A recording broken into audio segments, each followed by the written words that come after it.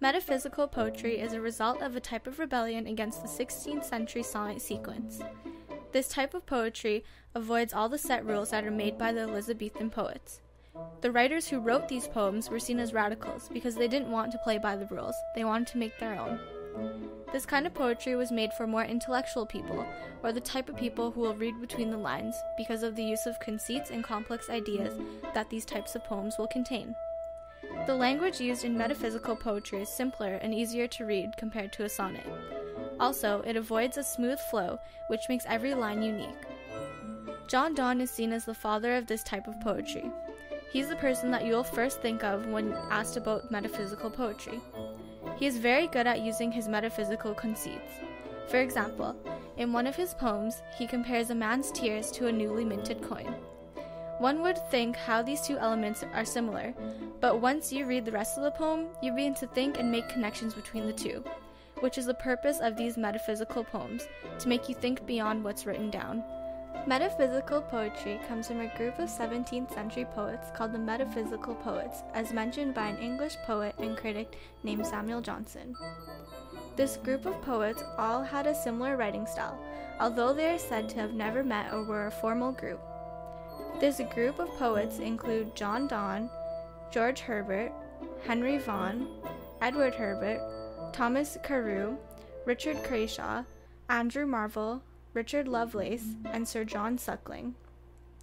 This type of poetry focuses on love, life, and reality. These poems are all lyric poems, which means they are brief but full of intensity. Also, they use irony, metaphors, symbols, and unique wordplay. The comparison of two different objects in metaphysical poems is another unique aspect to the type of poetry. A lot of the time, the poets will use objects that do not connect to each other in any way, but find a way to connect them. This leaves the reader interested and engaged in the poems. John Donne is seen as one of the most influential members of the metaphysical poets. He was a poet, satirist, lawyer, and a clerk in the Church of England. He is noted for his poems about love and religion, also his use of language and metaphors. His poems share similar characteristics such as paradoxes, irony, abrupt beginnings, and dislocations. He is particularly famous for his use and understanding of metaphysical conceits.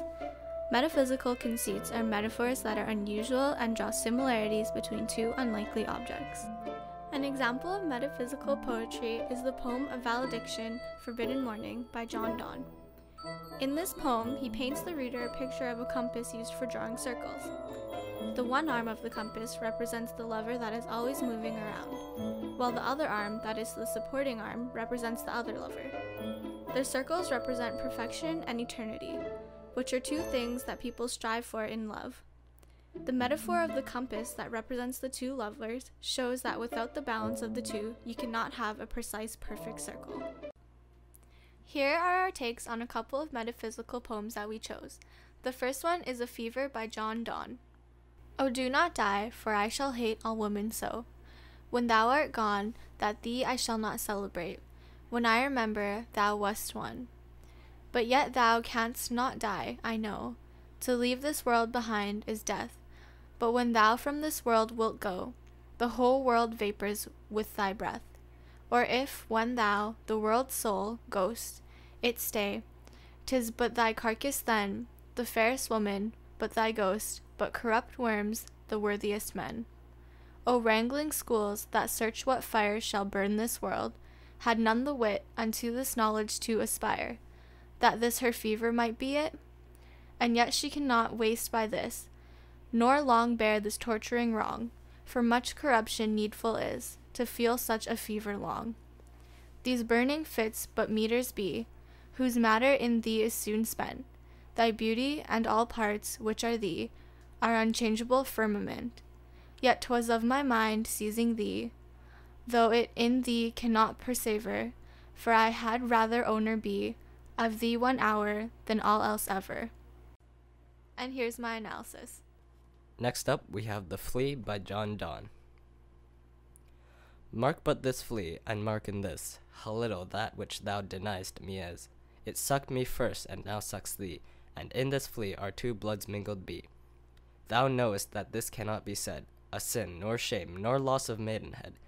Yet this enjoys before it woo, and pampered swells with one blood made of two. And this, alas, is more than we would do.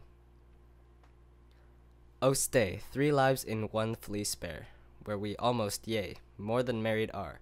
This flea is you and I, and this, our marriage bed, and marriage temple is. Thou parents grudge, and you were met, and cloistered in these living walls of jet.